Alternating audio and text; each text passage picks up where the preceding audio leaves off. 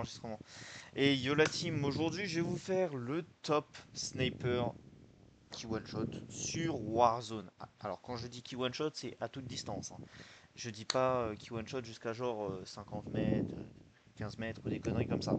Là, c'est vraiment toute distance. Je vais vous faire le top 3 des snipers MW pour moi et le top 3 des snipers BO6 également. Comme ça, vous saurez quel sniper vous pouvez jouer si vous souhaitez retourner dans l'ancien temps à l'époque de MW2, MW3 ou si vous souhaitez rester à l'époque moderne de BO6.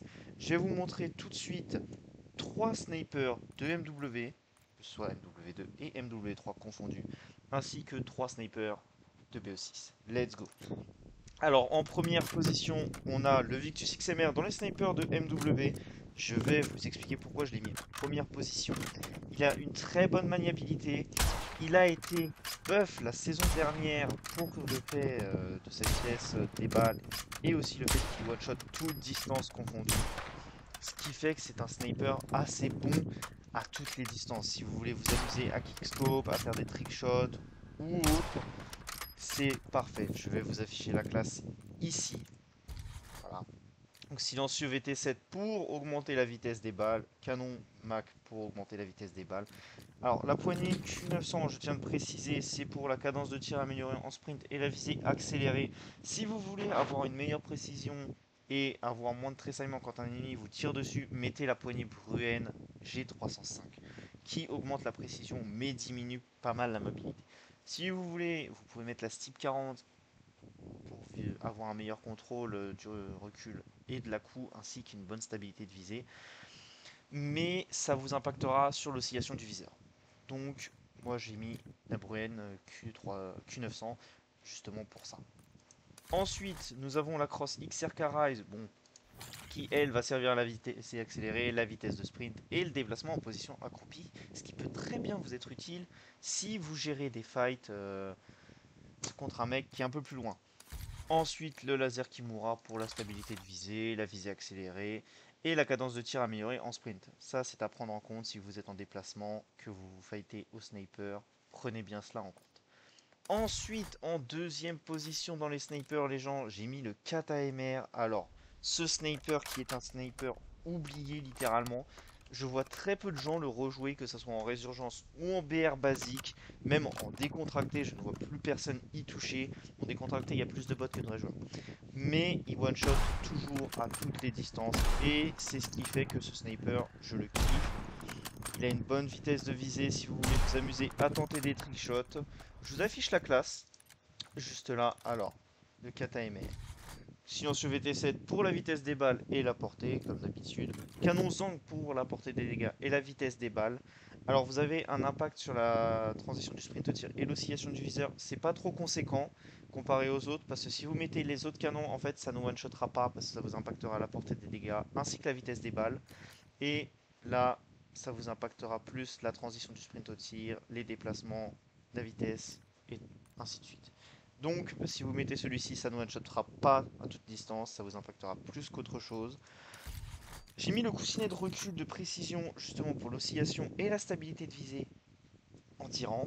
Donc, ça corrige un peu les défauts du canon que j'ai mis. Ensuite, nous allons mettre le silencieux SL Razor Hawk qui fonctionne comme le laser Kimura. Stabilité de visée en marchant, visée accélérée, dispersion en position tactique, ce qui est un peu inutile, mais c'est utile sur des SMG. Et cadence de tir améliorée en sprint. Et enfin, les munitions à grain élevé qui apportent vitesse des balles ainsi que portée des dégâts. Pourquoi je recommande ces munitions? C'est tout simplement parce que les autres ne servent strictement à rien si vous les mettez. Vous avez alors munitions de vitesse, ça peut aider, mais pas pour ce sniper justement qui ne one-shotera pas littéralement.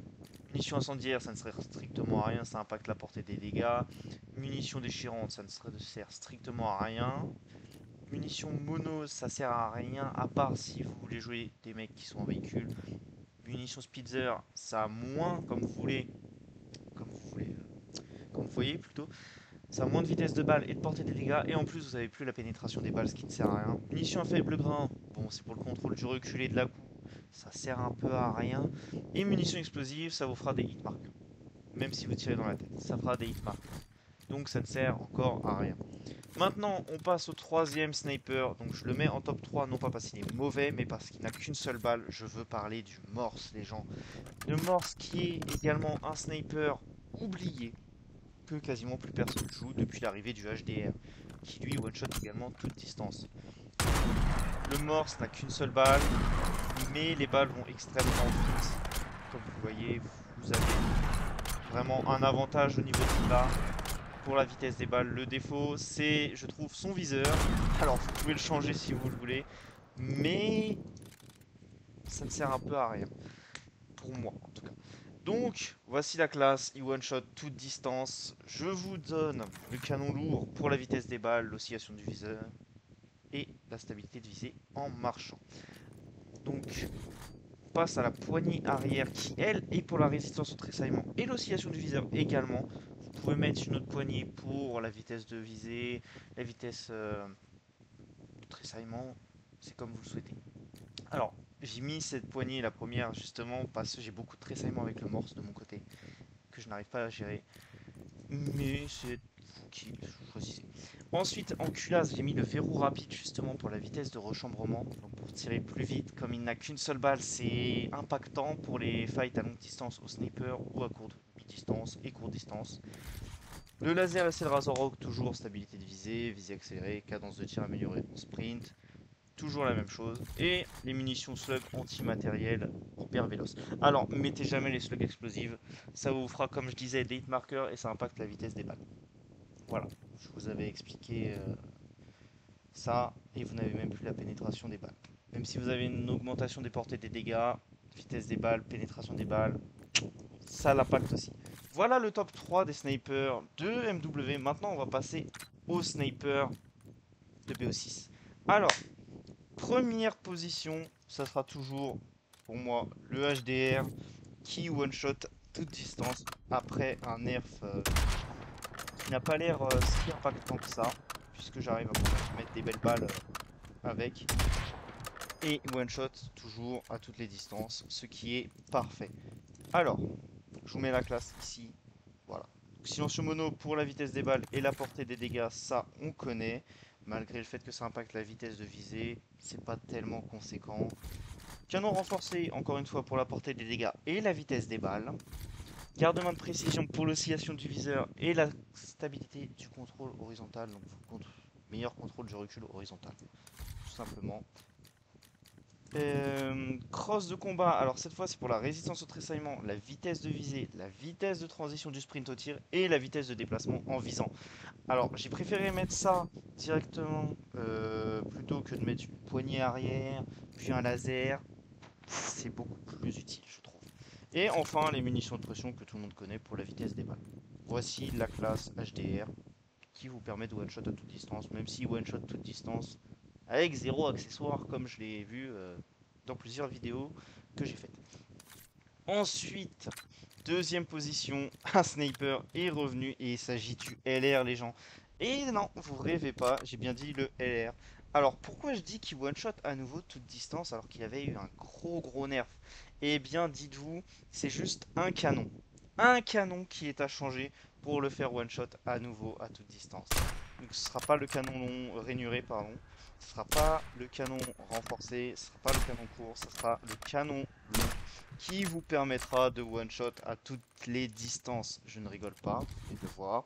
Silencieux mono pour la vitesse des balles, canon long pour la portée des dégâts, garde-main de précision, comme je l'ai expliqué tout à l'heure, pour la portée, pour la portée, pour le contrôle du recul, laser de ciblage et les munitions haute pression pour la vitesse des balles. Et ce sniper one-shot à toutes les distances, je l'ai testé en game, en live également, et au stand de tir avec vous, il one shot bel et bien à toutes les distances. Et en dernière position, je le mets en dernière position même s'il n'est pas mauvais, je mettrai l'AMR Mode 4 qui est le barrette. Alors je vous explique pourquoi. C'est un sniper qui est très bon, que des joueurs ne jouent pas beaucoup. Il y en a très peu qui le jouent malgré le fait qu'il one shot toute distance, qu'il a une bonne vitesse des balles, qu'il est quasiment hit scan. Il y a très peu de monde qui le joue. Tout simplement parce que c'est un sniper assez dur à maîtriser, notamment à cause de son recul et du fait que c'est assez dur à le manier. Je vous mets la classe quand même pour les gens qui veulent tester. Silencieux mono, canon renforcé, le sabot de crosse de précision, donc c'est comme le garde-main que je vous disais pour l'oscillation du viseur et le contrôle du recul, et l'appui joue lourd pour la résistance au tressaillement, ainsi que les munitions de pression pour la vitesse des balles. Même si c'est un sniper qui est très très bon, qui fait beaucoup de dégâts, qui a une bonne vitesse de balle, je le mets en dernière position à cause de son défaut qui est son recul. Voilà, c'était tout pour aujourd'hui. Je vous dis à la prochaine. J'espère que vous avez apprécié la vidéo. N'hésitez pas à nous rejoindre sur le Discord qui sera en description, ainsi que venir faire un tour sur la chaîne Twitch si vous souhaitez me donner des armes à tester et beaucoup d'autres choses. Je vous dis à la prochaine. Tchuss.